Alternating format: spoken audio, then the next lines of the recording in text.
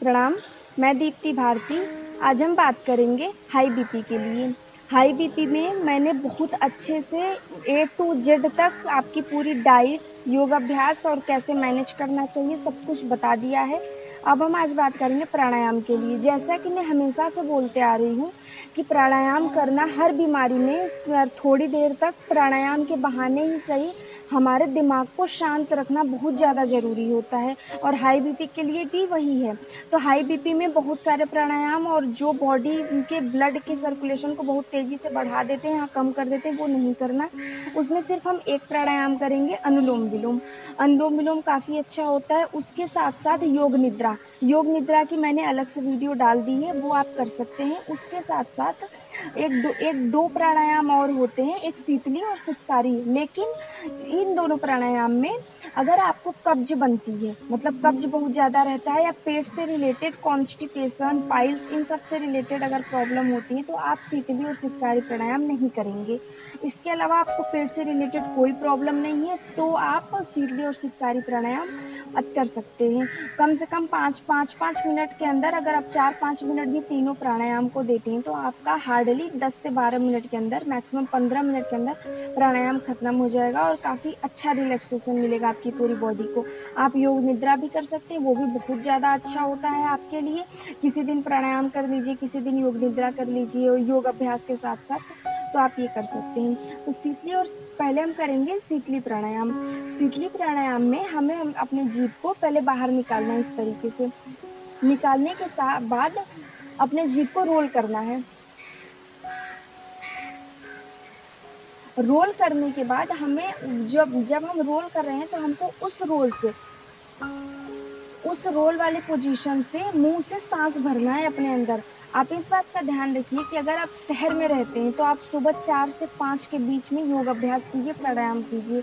उसके बाद 5 बजे के बाद जब सन की रेस ज्यादा हो जाती, धूप तेज होने लगती है और उस शहरों में प्रदूषण बहुत ज्यादा होता है, तो वो हमारे शरीर को फायदा देने से ज्यादा नुकसान करेगा।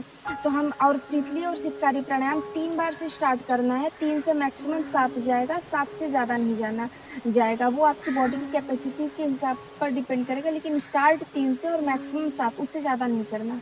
तो इस तरीके से आपको करना है, आप देखिए।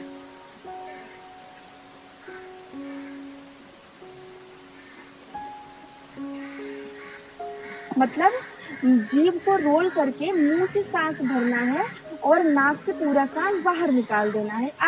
आपको ये करना है शीतली प्राणायाम में। एक बार और।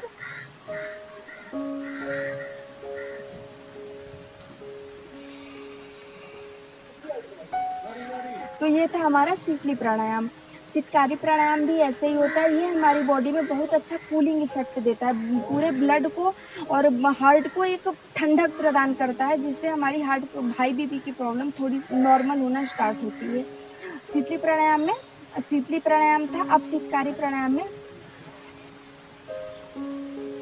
मतलब आपके दोनों दांत एक दूसरे से चिपके होंगे और तेज से आपस में भींचे होंगे, मतलब एक दूसरे से आपस में एक दूसरे को आपस में चिपमारे फोर्स के साथ ढकेल रहे होंगे, एकदम आपस में लगे होंगे। और आपको इसको ऐसे बड़े दांत से इस तरीके से करके सांस को अंदर लेना है और उसी तरीके से नाक से सांस को बाहर छोड़ना है।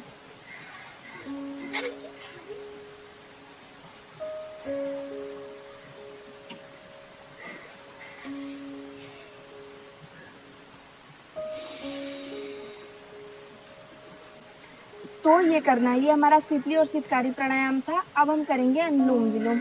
अनुलोम विलोम में आपको पहले वाली जो फिंगर रहेगी आपके अंगूठे के पास आएगी, इस तरीके से। और जो दूसरी वाली उंगली रहेगी, हाथ रहेगा उसमें, दाहिने हाथ में कम कोशिश कीजिए आपको दाहिने हाथ से ही आप हमारे अनुलोम विलोम का अभ्यास करें। इसमें जो पहली और दूसरी मिडिल फिंगर रहेगी, पहली और दूसरी वाली, वो दोनों को फोल्ड करके आपके अंगूठे के पास रखना है और आपके दाएं नाक के छेद के पास जाएगा अंगूठा और दूसरे साइड में जाएगी आपकी उंगलियां। तो आपको पहले लेफ्ट नाक के नॉस्ट्रिल से, मतलब बाएं नाक के छेद से सांस को भरना है और दाहिने से छोड़ देना है। फिर दाहिने से भरना है और बाएं से छोड़ देना है। ये हमारा एक साइकिल रहेगा। और आप अनुलोम विलोम का अभ्यास 4 मिनट प्लस से लेकर के मैक्सिमम आपकी बॉडी की कैपेसिटी के हिसाब से, लेकिन 4 से 5 मिनट तक आपको करना ही करना है। आप इस बात का ध्यान दीजिएगा। तो स्टार्ट करते हैं।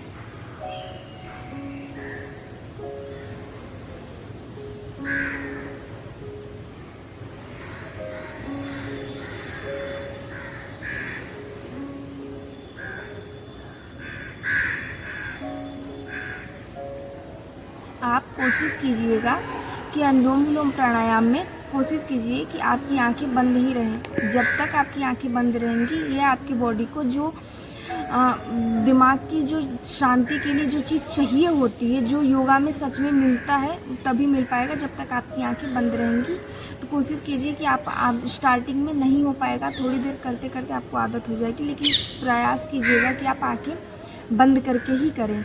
तो आप कम से कम 4 से 5 मिनट हमारे करके आगे बढ़ा सकते हैं। तो ये हमारा अनुलोम विलोम का प्राणायाम था। अब हम करेंगे अपना लास्ट प्राणायाम, भ्रामरी प्राणायाम।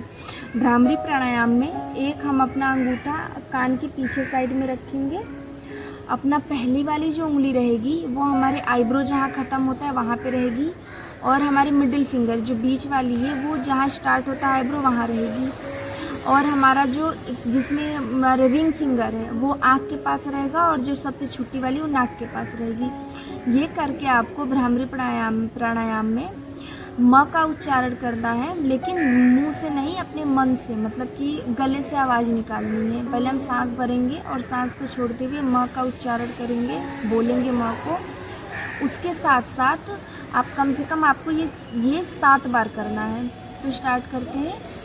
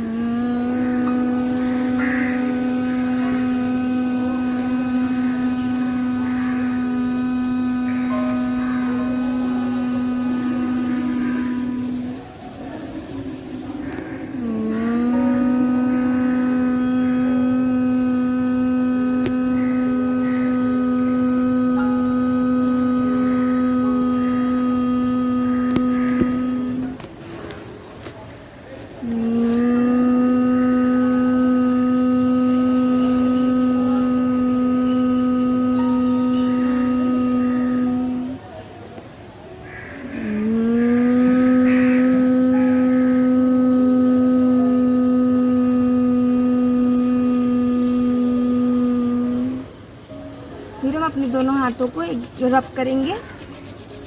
उसके बाद अपने हाथ के गड्ढे को, अपने हाथ के हथेलियों को आँखों के पास ले जाके रखेंगे और अंदर ही आँखों को खोलेंगे। तो ये हमारे कुछ प्राणायाम थे हाई बीपी के लिए। तो आप योग का अभ्यास कीजिए, और आपके आसपास में जिनको भी प्रॉब्लम है आप उनको धीरे धीरे सजेस्ट करिए। तो धीरे धीरे अपने आप ये प्रॉब्लम और आपका जीवन ऐसे ही सुधरता चला जाएगा और प्रॉब्लम ठीक होती चली जाएगी। तो आपका बहुत बहुत धन्यवाद। स्वस्थ रहिए, मस्त रहिए।